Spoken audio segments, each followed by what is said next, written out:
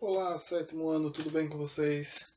Queridos, hoje nós vamos aí à nossa querida região norte, certo? Capítulo 6, página 340. Aí na página 340 e 341 nós temos aí uma imagem muito bonita do Rio Negro e do Rio Solimões, o encontro das águas que ocorre entre esses dois rios e que vão formar o rio Amazonas ao chegar em Manaus. Certo? Na página 342, nós vamos iniciar aí a região norte, tá ok? Então tem lá a região norte em números e nós vamos dar aí uma introdução na região norte, tá ok? Então vamos aí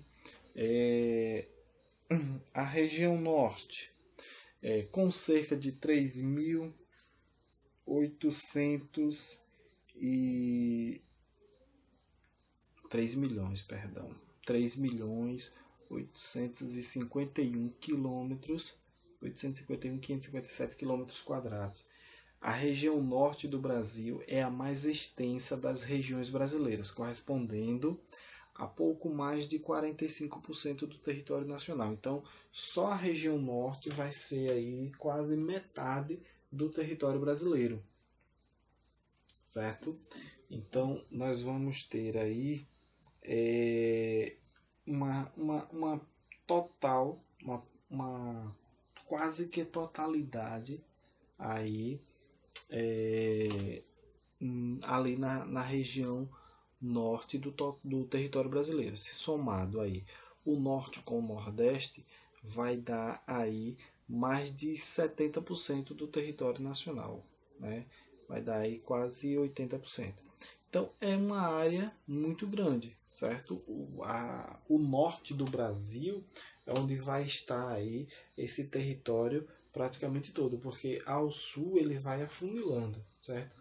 A área denominada Amazônia Legal apresenta uma área próxima de 5,3 milhões de quilômetros quadrados, abrangendo pouco mais de 64% do Brasil. Então, a Amazônia Legal é diferente da Amazônia ou região norte. Teremos aí alguns estados que vão fazer parte dessa Amazônia Legal, como por exemplo o Mato Grosso, o Maranhão, eles vão entrar aí. Por quê, professor? Porque tem área de vegetação da Amazônia que faz parte desses estados aí, certo? Cerca de 13 milhões de habitantes que ocupam esse imenso território, sendo o Pará o estado de maior população, com pouco mais de 6 milhões de habitantes, certo? Esses aí são números de 2015, pessoal, certo? Então, seguido pelos estados aí do Amazonas, Rondônia e Tocantins, certo? E aí nós vamos aos estados. São 7 estados que vai compor aí a Amazônia, a região norte, perdão. O estado do Amazonas, com uma área aí de 1.567.953 quilômetros quadrados. O Pará é o segundo maior, Tocantins, Rondônia, Roraima, Acre e Amapá.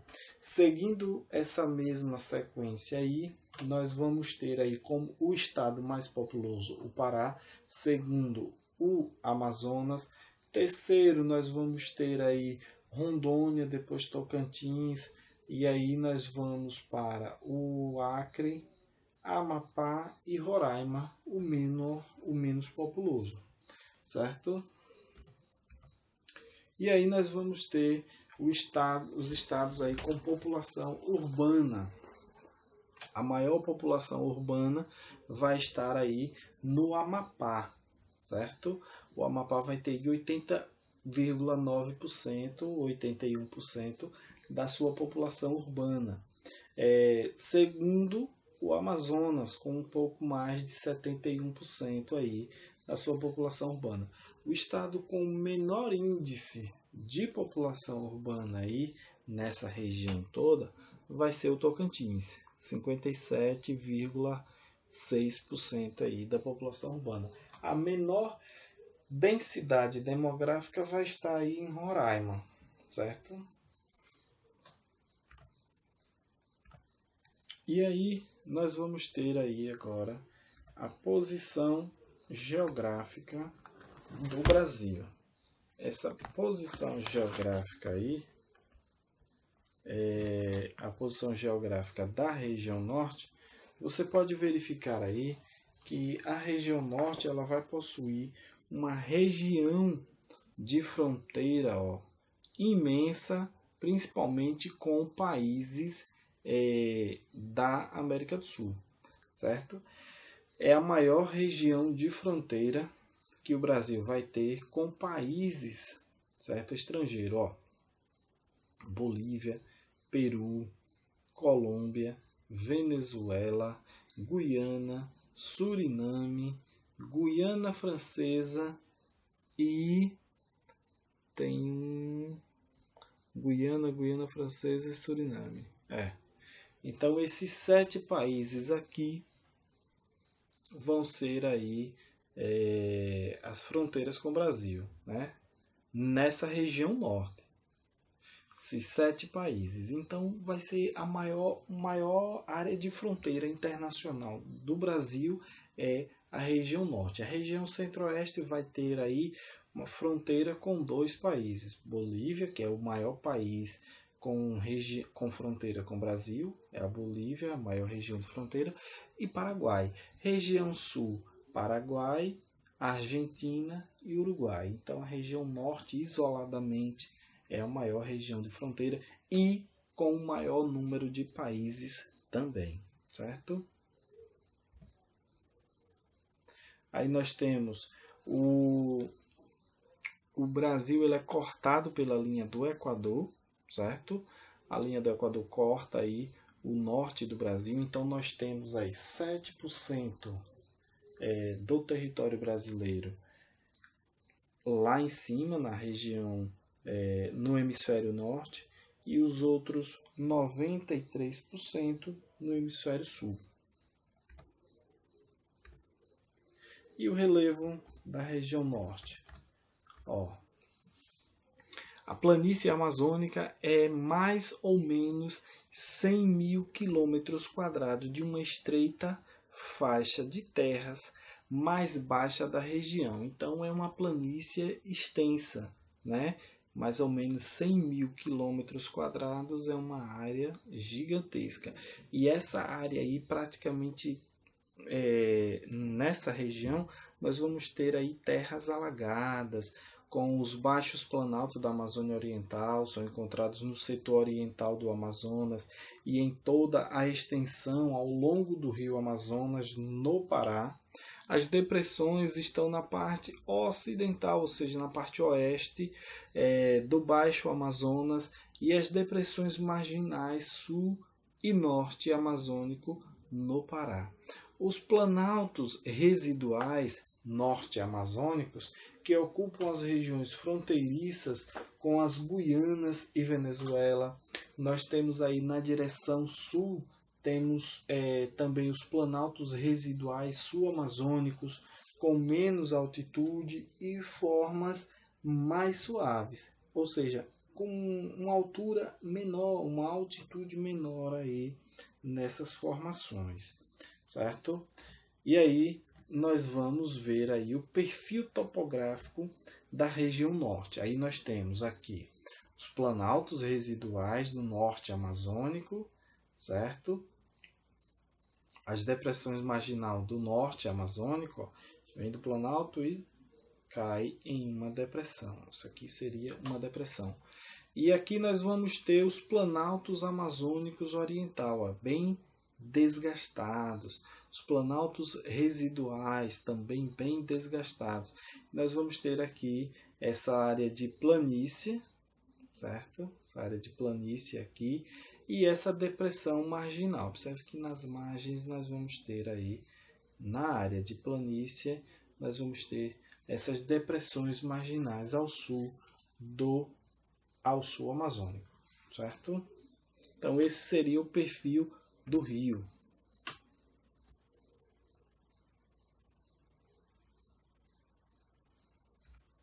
É só as setas mostrando onde fica cada um, tá ok?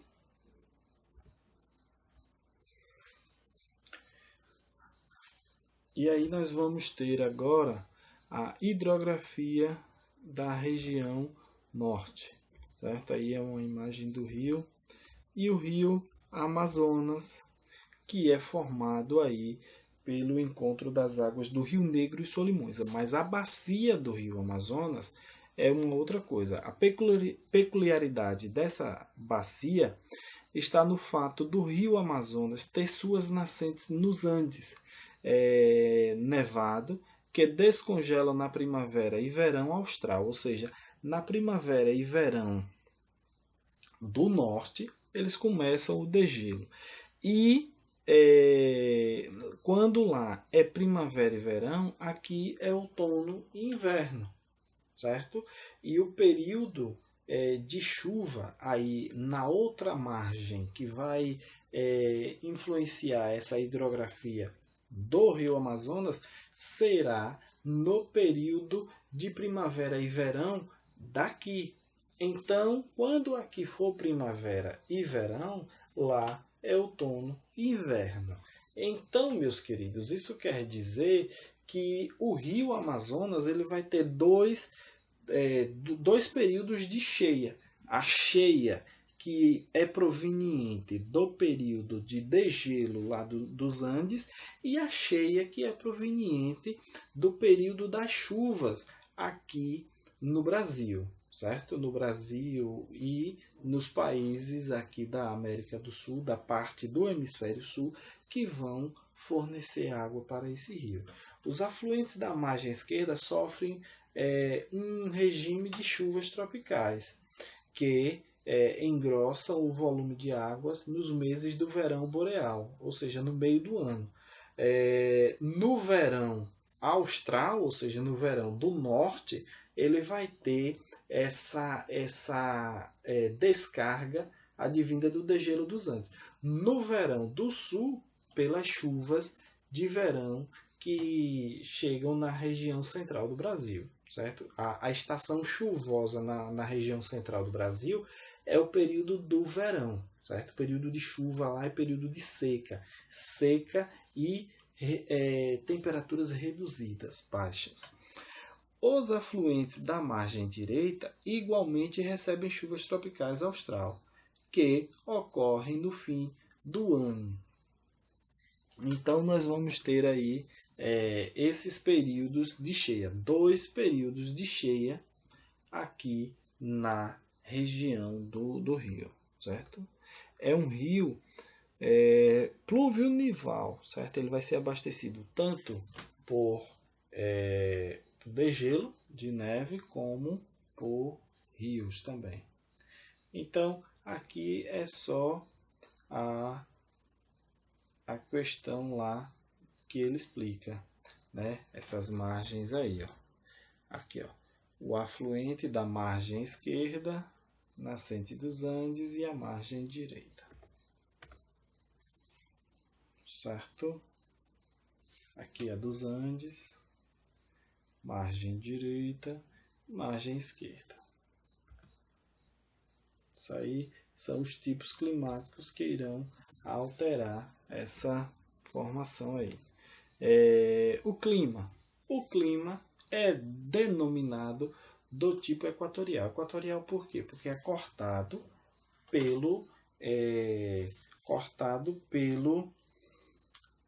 Equador, pelo Trópico do Equador. Então os climas são equatoriais. A floresta é uma floresta equatorial denominada de equatorial, certo?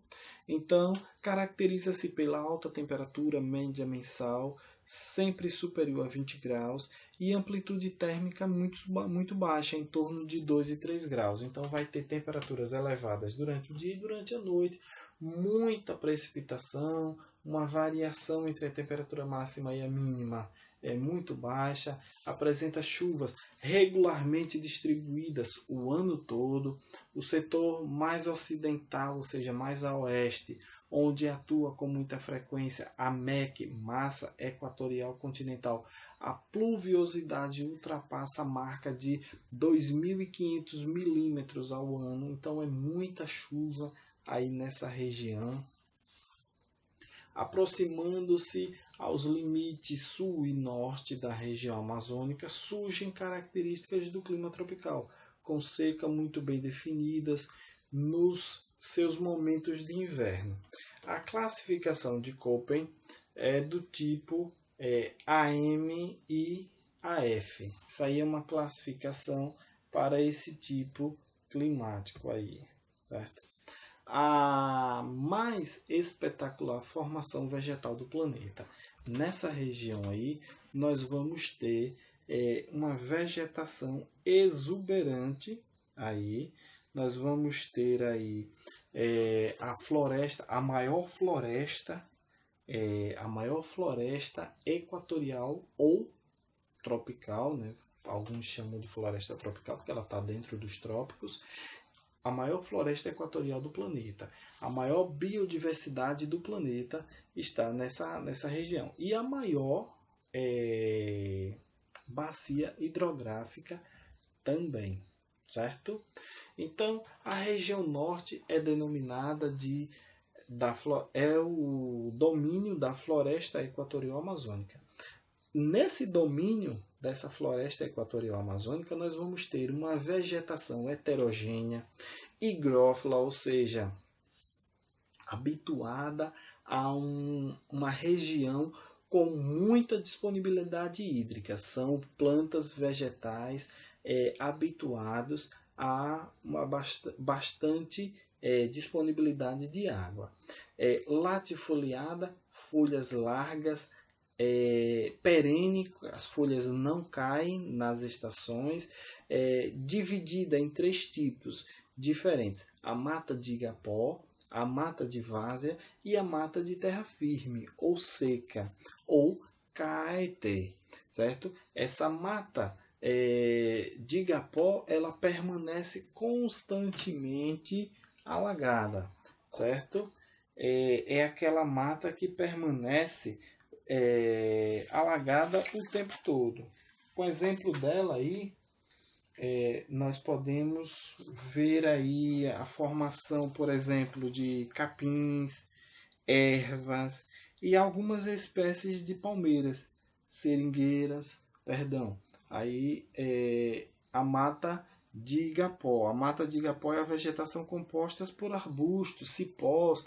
O exemplo maior disso aí é aquela Vitória Régia, que ela permanece o tempo todo alagada. Então, são a mata de igapó, aquela que permanece constantemente alagada no meio do rio, certo? E a mata de várzea é formada aí por capins, ervas e algumas espécies de palmeiras. Essa mata de várzea, ela é alagada periodicamente. No período de cheia do rio, ela é alagada. No período de vazante do rio, ela permanece seca. E a mata de terra firme, o próprio nome diz, é aquela mata mais afastada em que o rio, o ciclo do rio de enchente e vazante não alcança. Então, a mata de igapó, mata constantemente alagada, permanece alagada o tempo todo. Mata de várzea alaga no período de cheia dos rios, e a mata de terra firme não é alagada, é a mata seca. Na porção oriental de Roraima, em algumas pequenas áreas limítrofes das Guianas com o norte do Pará, e na porção oriental de Rondônia, onde ocorre a vegetação do cerrado. Então, essa cobertura vegetal, ela vai estar aí posta nessas regiões, até essas regiões aí, vai até Rondônia, passa um pouco aí até se encontrar na vegetação com o cerrado lá no Mato Grosso. Então, a área de ocupação dessa cobertura do domínio da Amazônia, ela é muito extensa. Vai até uma influência aí sobre o estado do Maranhão, né? A chamada Amazônia Legal. Então nós vamos ter aí os solos. Essa presença dos solos aí, nós vamos ter solos frágeis. Os solos amazônicos são bastante frágeis, certo? Arenosos e com baixa fertilidade química, ou seja, pobre em nutrientes minerais, mas estão protegidos por uma manta orgânica formada pela floresta, que evita a erosão horizontal e a ação vertical das águas que causam a lixiviação, ou seja, a lavagem do solo, a enxurrada, né? Que quando vem as águas das chuvas provocam aquele escoamento superficial. Então ali provoca a lavagem dos solos, que é o processo chamado de lixiviação. Então, na região norte, nós vamos nos encontrar aí com uma região, uma vegetação com baixa fertilidade química, mas que vai dispor de uma cobertura orgânica, né, sobre ela, que é formada com o quê? Galhos, folhas de plantas, restos de animais, fezes de animais, tudo isso em decomposição nessa área aí com muita umidade e muito calor vai provocar essa manta chamada manta orgânica de decomposição dessa matéria orgânica. Isso vai fertilizar o solo, que vai ser de uma importância muito grande para o desenvolvimento dessa vegetação aí, tá certo?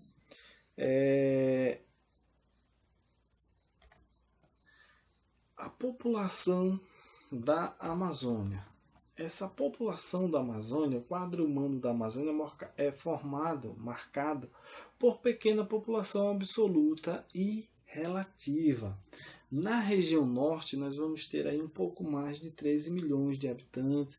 Na região centro-oeste, pouco mais de 11. Nordeste, 47. Sul, 25. Sudeste, 72 milhões de habitantes. Na população relativa, nós vamos ter aí uma densidade demográfica de, no norte, 3,3 habitantes por quilômetro quadrado. No centro-oeste, 7,2. No nordeste, 30,7. No sul, 43,5. Sudeste, 78,2. Então, essa aí é a densidade demográfica relativa. Lembrando que a densidade demográfica do Brasil ela gira em torno de 23, 24 habitantes por quilômetro quadrado, por conta dos grandes vazios demográficos. A região norte ela tem uma enorme área. E aí quando você divide a população absoluta pela área, nós vamos ter aí uma densidade demográfica muito baixa, porque na região norte nós temos muitos vazios demográficos, que são áreas de bacias hidrográficas, áreas de floresta, áreas despovoadas, como grandes fazendas. Tudo isso contribui para esse declínio aí da população relativa na região. Em 2000, a região norte era a menos densa, com 3,3 habitantes por quilômetro quadrado. E a região norte registra um processo de urbanização menor que a média brasileira. Então, na região norte nós vamos ter aí uma industrialização bem pequena. O maior polo industrial aí da região norte vai se encontrar em Manaus, né, com a Zona Franca de Manaus. O processo de ocupação. O processo de ocupação aí da região norte vai ser a presença do tipo indígena é notável na fisionomia dos habitantes da região norte. Durante o ciclo da borracha, houve importante corrente migratória vinda do Nordeste, em particular do Centro-Oeste. Com a mudança da capital do país, do Rio de Janeiro para Brasília, em 1960, teve início a interiorização da ocupação humana. No norte, através de rodovias como a Belém-Brasília, Cuiabá-Santarém, a Manaus-Porto Velho, a Transamazônica, dentre tantas. Então, esses grandes projetos que foi criado pelo governo federal levou muita gente para lá, para essa região. E houve também um incentivo por parte aí do governo federal na ocupação dessas terras vazias pela população, né? Para a produção, principalmente, aí houve os fluxos migratórios. E aí os fluxos sulistas, nas últimas décadas do século XX, um fluxo migratório interno começa a entrar pelo sul da região. São agricultores vindos do sudeste e do sul, introduzindo uma nova cultura comercial, como a soja, além das culturas tradicionais e da criação do gado. Notável participação aí em Rondônia, principalmente, certo? O que foi que aconteceu nisso aí? As terras lá no sul e no sudeste estavam muito caras e houve aí esse incentivo, esse fomento do governo federal. Então os fazendeiros dessas regiões resolveram se arriscar na região norte. E aí eles foram para lá com a terra muito mais barata e começaram a investir aí nessa região, tá ok? E aí nós tivemos a migração estrangeira. Um elemento humano que se destacou na Amazônia foi o imigrante japonês, que se instalou nos vales médios e baixos do rio Amazonas, introduzindo as culturas da pimenta do reino e da juta lá nessa região. A juta é uma fibra, certo? Que serve aí para a produção de artesanato, muita coisa que é produzida. É parecida com o sisal, mas não é semelhante ao sisal, não. É só uma coisa assim para se comparar. Então, pessoal, essa foi a nossa aula de hoje. Na próxima aula nós vamos falar da economia aí na região norte. Tá ok? Forte abraço, fiquem com Deus, até a próxima. Tchau, tchau.